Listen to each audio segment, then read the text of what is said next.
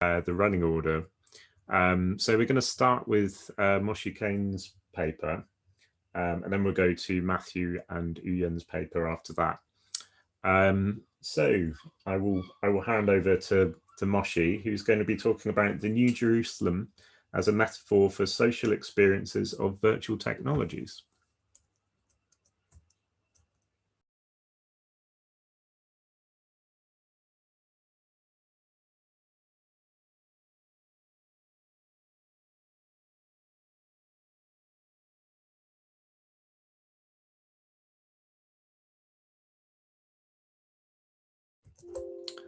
So Moshe, you need to just unmute your microphone.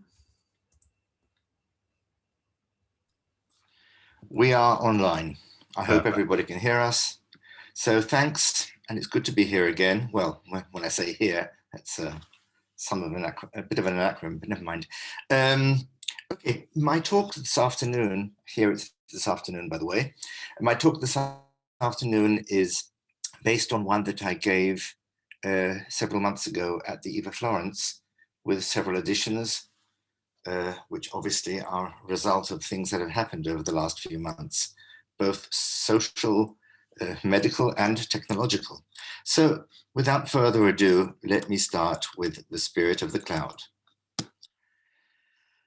This project examines the question of our ability to experience a personal spiritual event through the use of digital imaging technology, specifically that of virtual reality.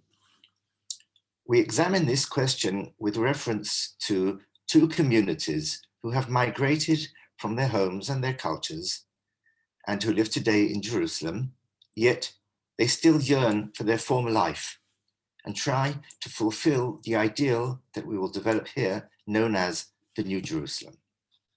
Now, the relationship between technology and the user can be seen in the context of the philosophical dilemma of mind and body, that is, how the physical and technological processes may affect emotion and subjective experiences.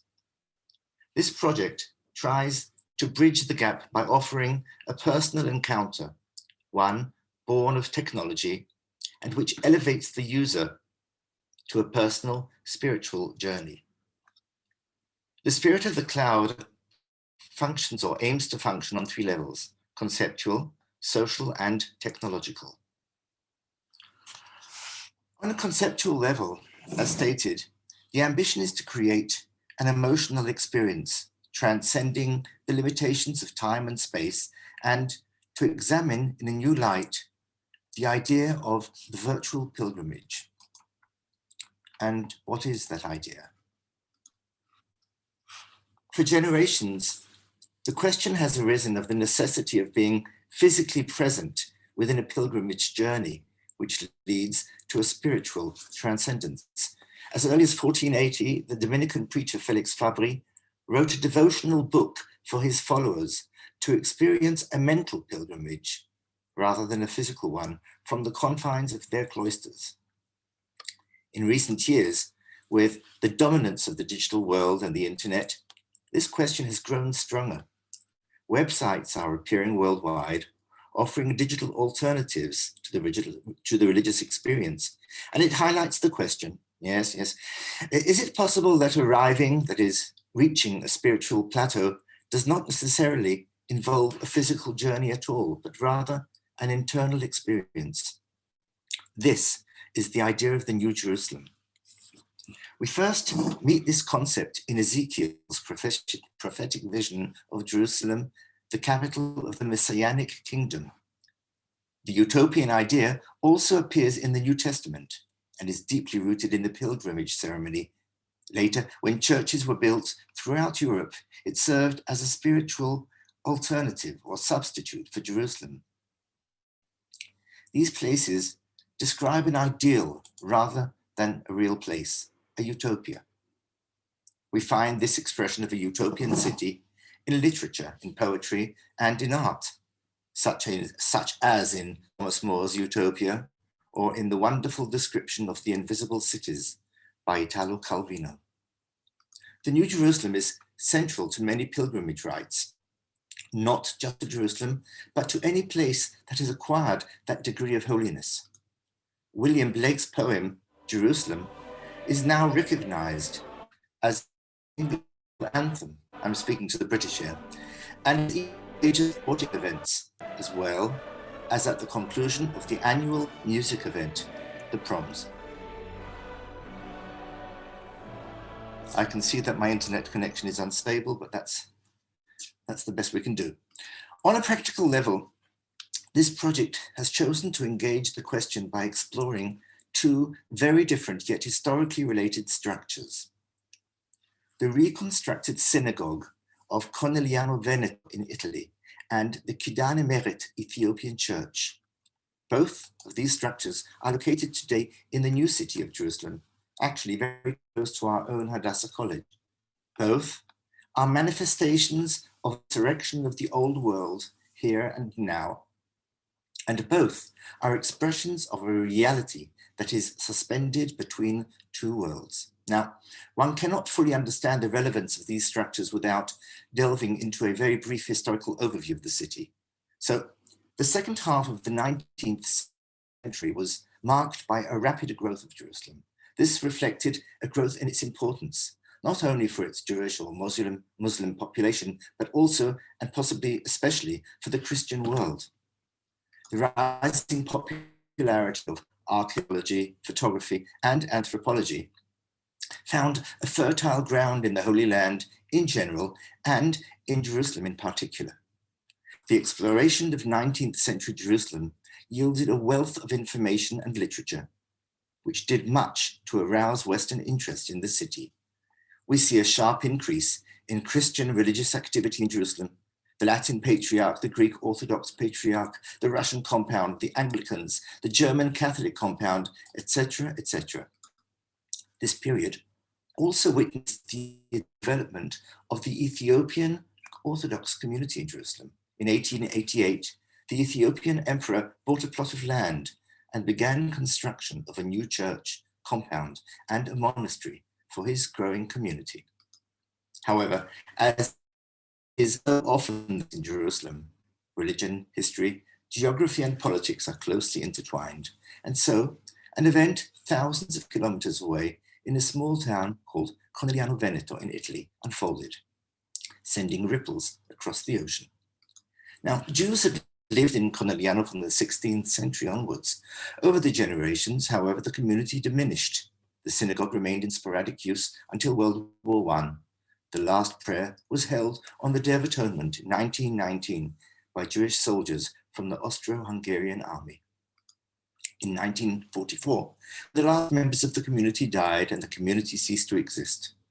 However, shortly after the establishment of the State of Israel, in 1948, the synagogue was moved in its entirety to Jerusalem, where the original hall was restored in all its details and directed in no other than that former Catholic hospice. Today, it's in constant use by the Italian community in Jerusalem. Now, I stated earlier that this project raises questions of our ability to virtual imaging technology. Let's keep in mind, however, that with all its centrality to our project, technology is nothing but a means and not an end in itself. So with that said, the project focuses on the media technologies, the cloud and the virtual reality system. Now, from the outset, the word cloud in itself has a religious connotation. According to the Bible, the pillar of cloud was one of those manifestations of the presence of God, which accompanied the Israelites on their journey in the wilderness. In our digital world today, however, the cloud is that endless repository of data and information. But here, we have chosen to emphasize another cloud, the digital point cloud, the foundation of 3D computer space. The digital image, as we know, is but a collection of data points that are expressed as physical points of light or color in two-dimensional space. In the three-dimensional world, however, we are also required to give information about the point's location on the Z-axis, or the Z, as the Americans would say. Its distance from the camera or the eye. We do this by triangulation and a technique called photogrammetry. This is not a new process at all. But nowadays, it's achieved by photographing or by scanning each point in space from at least 2 or 3 different angles. For this project, we used both conventional photogrammetry and advanced laser scanning to produce 3D point clouds of both structures. Now, for the collection of the points, the point cloud, constitute but an interim stage in the creation of a photorealistic model. In our case, however, we chose to focus on the points themselves as the basis for our research. Why? The unique quality of point cloud is central to the creation of an experience, a mystical journey. Like the sky, the cloud is measured by its density, by the distance between the dots. The denser the dots, the more seemingly opaque the scene. The sparser the dots, the more transparent. Likewise, the apparent density of the cloud will be relative to the distance from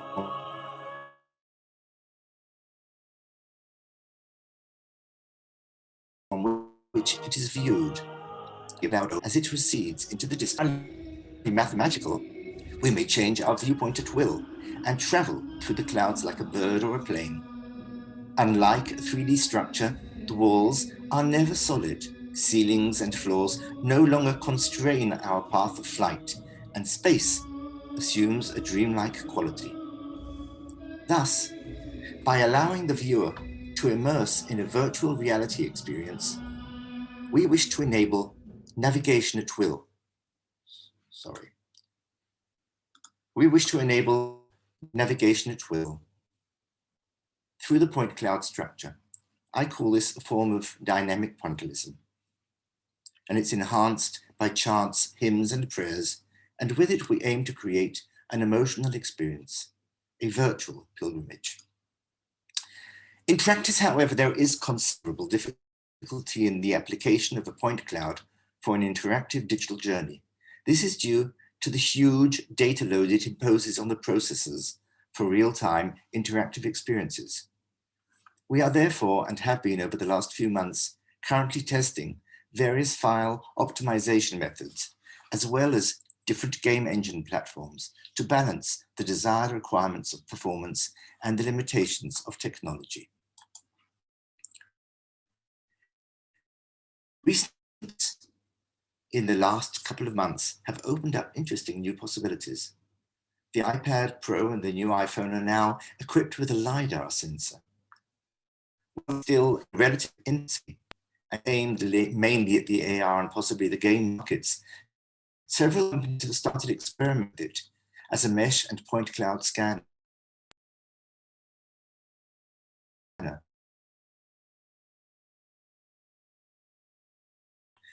We too have been conducting, and its high-end laser scanners, its incredible speed and convenience, raises hopes for a practical and viable alternative for many heritage users. The last one.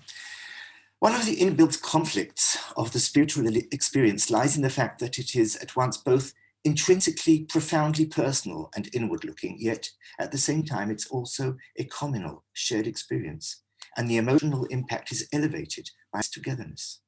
This is relevant to the VR experience, which locks out the external world and all that it contains. So is that good or bad?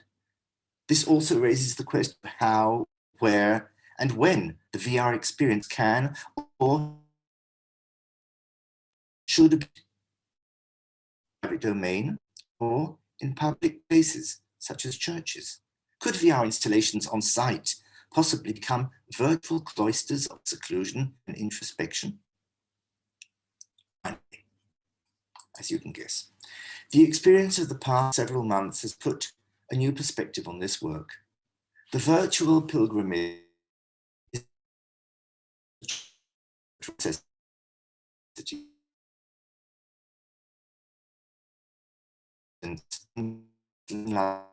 a journey of several hours. This afternoon, however, the chasm is full, and it is only thanks to the long arm of digital technology that we can at least reach out to each other and join in a communal experience. And for that, we are thankful. Thank you all. Okay, great. Thanks, Moshe.